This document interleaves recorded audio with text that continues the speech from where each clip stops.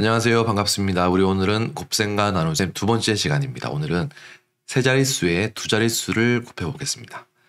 교과서는 60쪽과 61쪽, 수익책은 42쪽과 43쪽을 풀어보겠습니다. 세 자릿수의 몇십을 곱해볼까요? 우리 엄마는 아침마다 출근할 때 자동차로 20km를 이동하신답니다. 자동차로 1km를 이동할 때마다 탄소 발자국이 241g이 엄마를 졸졸 따라와 출근길에 얼마나 많은 탄소 발자국이 따라왔을까를 묻는 문제가 되겠습니다. 1km 이동할 때마다 241g, 그리고 어머니께서는 총 20km를 이동하신다고 합니다. 그러면 얼마나 많은 탄소 발자국이 따라왔을까요?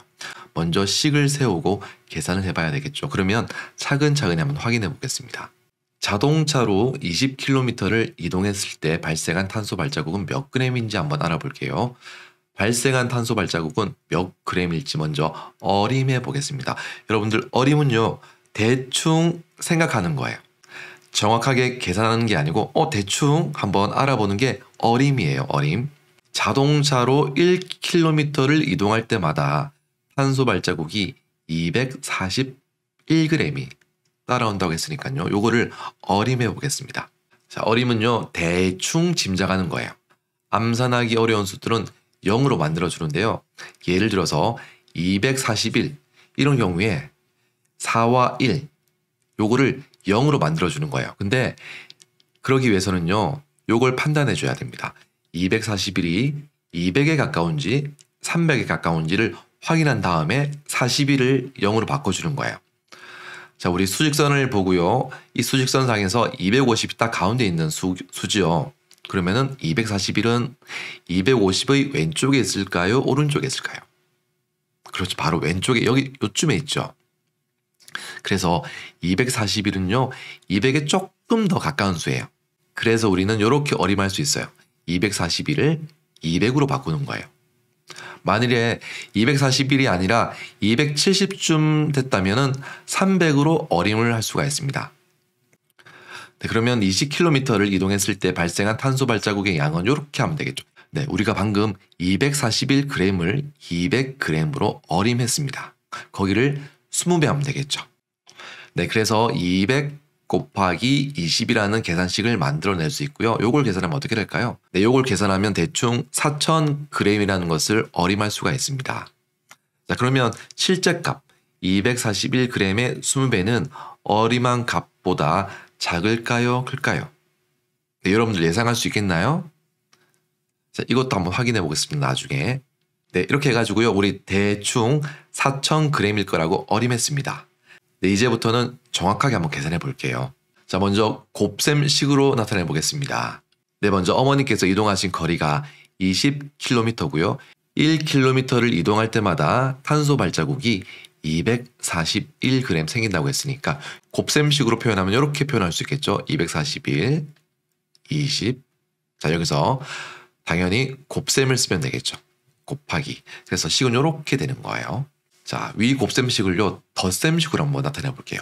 241을 총 20번 더한다는 말과 똑같은 거예요. 이렇게 241 요거를 총 20번 더한다는 말이에요.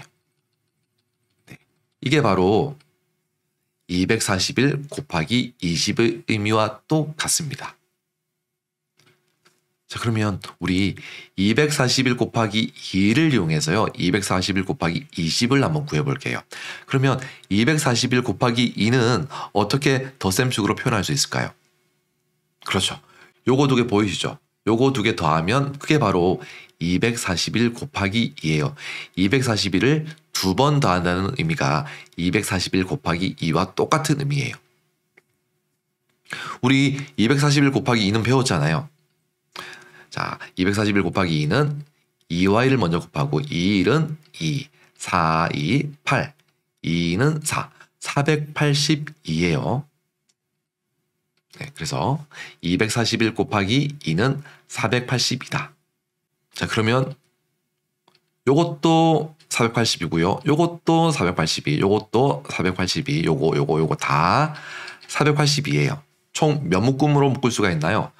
한 묶음, 두 묶음, 3묶음, 4묶음, 5묶음, 6묶음, 7묶음, 8묶음, 9묶음, 10묶음이에요. 총 482가 10개 모여있네요. 10번 더하는 거죠. 요거를 우리가 곱셈식으로 표현하면 482를 10번 더했으니까 482 곱하기 10으로 표현할 수 있죠. 자, 이제 다 왔습니다. 482 곱하기 10은 계산하면 4820이 됩니다. 근데 우리 482는 뭐라고 했나요? 482는 241 곱하기 2였죠. 그리고 위에 있는 거 그대로 내려올게요. 곱하기 10은 그런 다음에 이제 계산 순서를 조금 바꿀게요. 2와 10을 먼저 곱할게요. 그러면은 241 곱하기 20이 됩니다. 그래서 241 곱하기 20은 얼마라고요? 4820이 됩니다. 그러면 우리 보세요. 241 곱하기 2를 이용해서 241 곱하기 20을 구했죠. 구한 결과가 어떻게 됐나요? 482에 0을 붙인 결과와 똑같습니다. 이거 한번 정리해 볼게요. 241 곱하기 2를 했더니 482가 됐고요. 여기 10배를 하니까 4820이 됐습니다. 그래서 482에다가 10배를 하면 4820이 됩니다. 여러분들 482와 4820에 어떤 차이점이 있나요? 그렇죠. 뒤에 0이 붙어 있는지 안 붙어 있는지 차이가 있습니다. 그래서 10배를 하면 뒤에다가 0을 붙여주는 거예요. 세 자릿수 곱하기 몇십의 곱셈은요. 세 자릿수 곱하기 몇을 곱한 다음에 여기다가 10배를 해주면 돼요. 그러면 우리 어림한 값과 한번 계산을 한 값을 비교해 볼까요? 우리 어림한 값은 아까 4000이라고 했어요. 그리고 계산한 값은 4820이 됩니다. 어림한 결과와 계산한 결과를 비교해 보니까 계산한 결과가 훨씬 더 크네요. 자, 그러면 세 자릿수 곱하기 몇십 한번 연습해 볼게요. 160 곱하기 30을 할 때 먼저 160 곱하기 3을 먼저 하는 거예요. 계산하면 3 곱하기 0은 63, 18, 그리고 3 곱하기 1은 3인데요. 위에 1이 있으니까 1을 더하면 4가 됩니다. 480에 10배를 한 결과가 우리 바로 4800이 되는 거예요. 그래서 160 곱하기 30을 할 때는 160 곱하기 3을 한 다음에 여기다가 뒤에 0을 붙여주면 돼요. 그 다음 문제 풀어볼게요. 역시 400 곱하기 70은 400 곱하기 7을 먼저 한 다음에 10배를 해주는 거예요. 7 곱하기 0은 0, 7 곱하기 0도 0, 4 곱하기 7은 28. 그래서 2800입니다. 여기에 10배를 해주면 28000이 되겠죠. 그래서 뒤에 0 붙인다는 거 여러분들 기억해 두시면 좋을 것 같아요. 자, 계산하는 방법은 이렇습니다. 세 자릿수 곱하기 몇십의 곱셈은 세 자릿수에 몇을 곱한 후에 곱하는 수의 0의 개수만큼 0을 붙여주는 거예요. 자, 이것도 계산해 볼게요. 먼저 730 곱하기 20은 어떻게 한다고요? 730 곱하기 2를 한 다음에 10배를 해줄 거예요. 자, 0 곱하기 2는 0, 3 곱하기 2는 6, 7 곱하기 2는 14죠. 여기에다가 뭐를 붙인다고요? 네, 10배를 해야 되니까 0을 붙여주면 돼요. 그래서 14600이 되겠습니다. 자, 172 곱하기 80도요. 똑같아요. 172 곱하기 8을 먼저 한 다음에 10배를 해줄게요. 8이 16, 그리고 8, 7, 56인데 위에 1이 있죠. 그래서 1과 6을 더해줘야 돼요. 그래서 57이 되겠습니다. 8 곱하기 1은 8인데요. 이 8과 5를 더해줘야 되니까 13이 되겠죠. 이렇게. 그래서 1376이에요. 여기에다가 10배를 해줘야 되니까 결과는 13760이 되겠습니다. 300 곱하기 60 요거 어떻게 할까요? 맞습니다. 바로 300 곱하기 6을 먼저 한 다음에 10배를 해주면 돼요. 6 곱하기 0은 0, 6 곱하기 0도 0, 6 곱하기 3은 18, 그래서 1800이 되고요. 마지막으로 여기다가 뭐를 붙여줘야 된다고요? 10배를 했으니까 0을 마지막에 붙여줘야 됩니다. 그래서 18000이 되겠습니다. 327 곱하기 40은 역시 똑같은 방법으로 계산해 보겠습니다. 327 곱하기 4를 먼저 한 다음에 10배를 해줄 거예요. 10배를 해준다는 의미는 뒤에다가 0을 하나 붙여준다는 말과 똑같습니다. 자, 7 곱하기 4는 28, 4 곱하기 2는 8이죠. 8인데 위에 있는 2를 더해주니까 10이 되죠. 그래서 이렇게 10이 되겠습니다. 4 곱하기 3은 2예요. 근데 위에 있는 1을 더해줘야 되니까 13이 되겠습니다. 자, 그러면 1308이에요. 자, 이걸로 끝난 게 아니죠. 반드시 뒤에 있는 0을 하나 붙여줘야 됩니다. 왜냐하면 10배를 한 수이기 때문입니다. 그래서 결과는 13,080이 됩니다.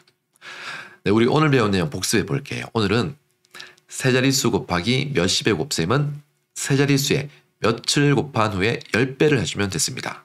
예를 들어서요. 123 곱하기 40의 곱셈은 123 곱하기 4를 한 다음에 그 결과에 10배를 곱해 주면 돼요. 123 곱하기 4 해볼게요. 4 곱하기 3은 12, 4 곱하기 2는 8인데 1을 더해줘야 되니까 9, 4 곱하기 1은 4, 그래서 492죠. 여기서 끝난 게 아니고요. 우리가 구하는 거는 123 곱하기 40이잖아요. 그래서 반드시 10배를 해줘야 됩니다. 그래서 0을 끝에다가 붙여주면 4920이 되는 거예요. 우리 다음 시간에는요. 오늘 배운 것보다 조금 복잡한 세 자릿수의 이제 두 자릿수를 곱해볼 거예요. 예를 들어서 110 곱하기 26 이런 계산식을 한번 계산해 보겠습니다. 수업 끝까지 들어주셔서 감사하고요. 혹시 수업 듣다가 궁금한 내용이나 헷갈리는 내용 있으면 언제든지 댓글 남겨주세요. 그러면 제가 댓글 읽어보고 답글 남겨드리도록 하겠습니다. 우리 다음 시간에도 건강한 모습으로 만났으면 좋겠습니다. 우리 다음 시간에 만나겠습니다.